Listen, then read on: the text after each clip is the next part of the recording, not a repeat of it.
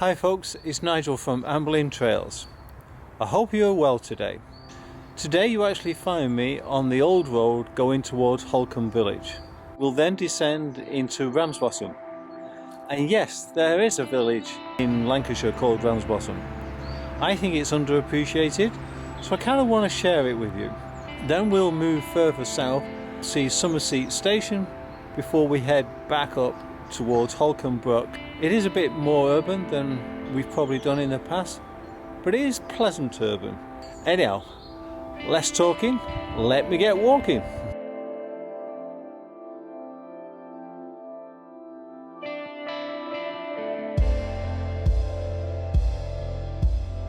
So we're now entering Holcombe, and this is kind of a pre-industrialised village. There's a settlement here from the medieval times, but all the cottages and houses are now dated kind of around about the 1600s and 1700s. Right, let's go and explore.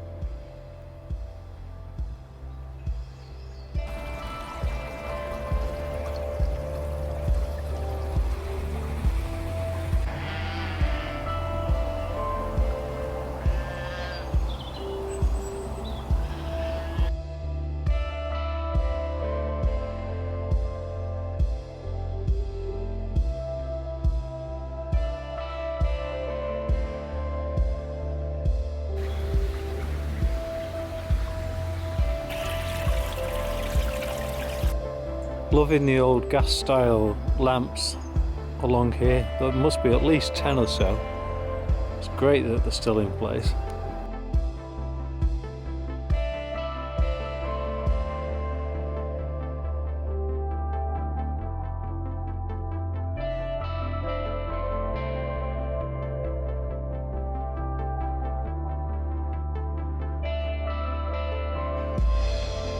So this is Holcombe Primary School, which has still got the school bell attached to it. In 1916, during First World War, it was actually bombed by a Zeppelin, but the only casualty was a bird, a thrush, that actually died. That's been stuffed and mounted and is actually kept in the school as well. Apparently you can see shrapnel marks on the primary school building as well. We're now going to head down into Ramsbottom. So we're now heading into Ramsbottom down this very steep road. In fact, it's supposed to be one of the steepest in Greater Manchester. Right, see you at the bottom in Ramsbottom. So we're now in Springwood Street in Ramsbottom. And this actually brings us to the Devil's Hole Lodge. And as you can see, it's a little reservoir. And because it has the word lodge in there, we actually know it must have been put in place to keep the water supply for a mill. Anyhow, these ducks are quite unique because they have their own bank account, which the locals donate to for their upkeep. So we're in the centre of Ramsbottom, and this is my kind of town centre. We have the chocolate cafe there. Across the road we have a brewery, and then we have the tilted vase, a piece of sculpture. So I'm sure you want to know what Ramsbottom actually means. Well, according to this here, it's very simple as the valley bottom where the rams graze. There's other guesses as well, but I think I like to keep it simple. So I'm now going to move from the centre of Ramsbottom to Ramsbottom station, and I'll just capture some of the shops as I go along. Right, let's wander.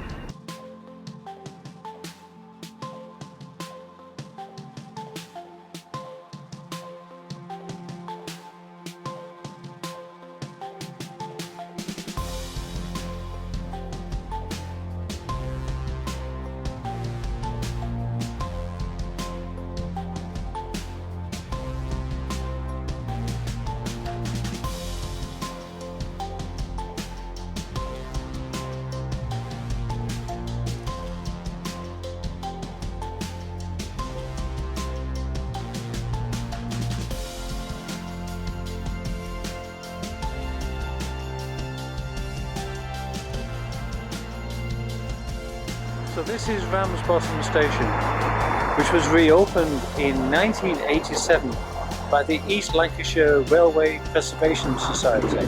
They've opened up 12 miles of track, basically along the Irwell Valley. They now carry 120,000 passengers per year, and we'll visit one of the other stations at Summerseat as well. For now, we'll move on to Nuttall Park and then over to Mount Pleasant. Okay, let's get going.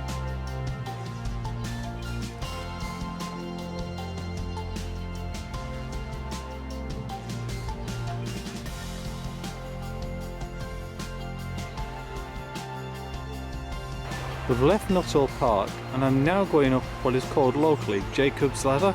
I was just thinking, everywhere I go there seems to be a Jacob's Ladder. Anyhow, this one eventually leads us to cross over the M66, which is not a claim all Jacob's Ladders can make. Now, as you can probably hear, we're just crossing the motorway, but we're now going to go up to that ridgeway over there, which is where Grant's Tower is. And that's our next destination.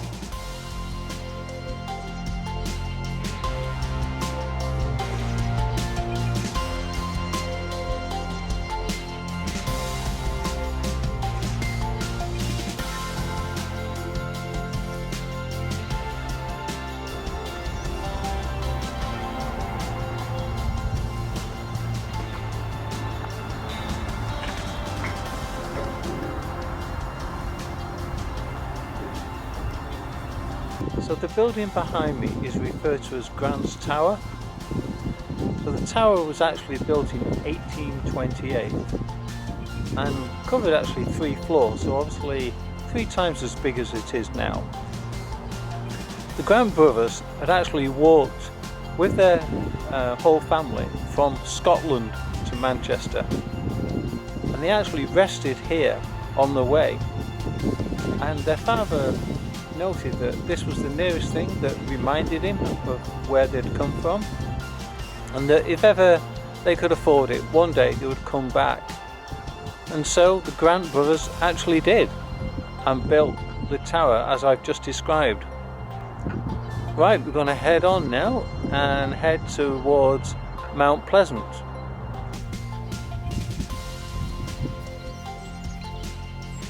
So we're now on the old Bury to Burnley Turnpike Road, but we're heading towards Nangreaves, or eventually what became the model factory village of Mount Pleasant. We're now about to enter Mount Pleasant village. This was a village that was built around about 1819 for a factory that was going to be manufacturing quilts, and because of its remoteness they had to build a self-contained village. Interesting factory. It was actually one of the first factories to have full electricity lighting in particular, in 1888. At its peak, it was manufacturing quilts that were being exported to Canada and also the USA. So quite a standout factory, given it was in the middle of a remote part of Lancashire, a place called Nangreaves in fact. Okay, so we'll go and explore, and then we'll head over to Summerseat station.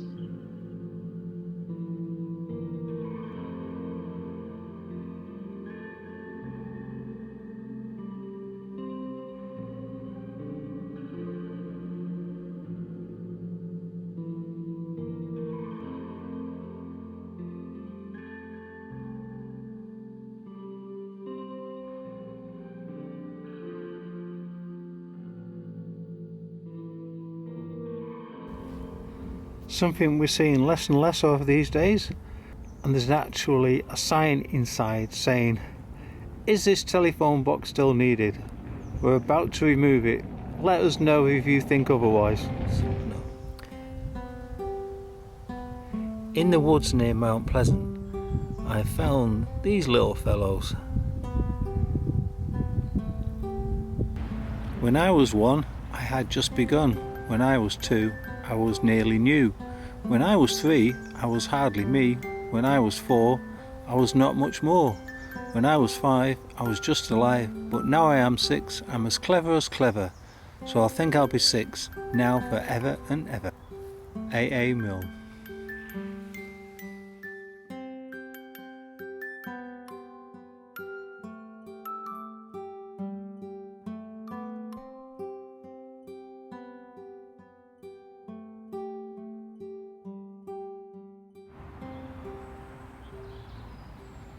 ELR, East Lancashire Railway, which we shall now investigate.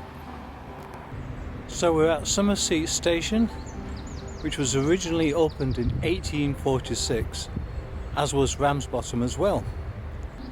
The East Lancashire Railway originally operated from Clifton via Bury to Rottenstow. It actually was quite a successful line to begin with, and it kind of took over responsibility for a number of other lines as well, but was eventually merged in, as lots of local railways were merged into the Lancashire and Yorkshire Railway Company. Under normal circumstances, it covers 12 miles, carries 120,000 passengers per year, which is pretty good, I would say. Obviously mainly at weekends, but you can see Thomas the Tank Engine and obviously the Santa Express. All good fun that my family have always enjoyed. So we're now going to head over to Holcombe Brook and finish our walk.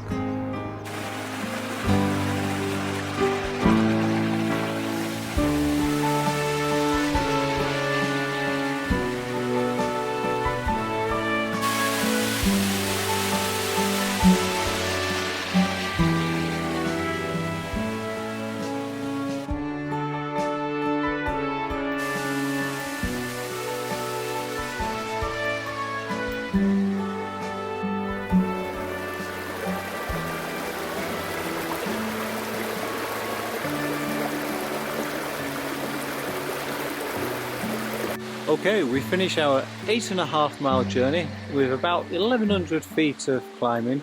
Overall, I've enjoyed the experience. I hope you have as well. Don't forget, it'd be really helpful if you subscribe. Thumbs up for the ducks, and I'll see you next time.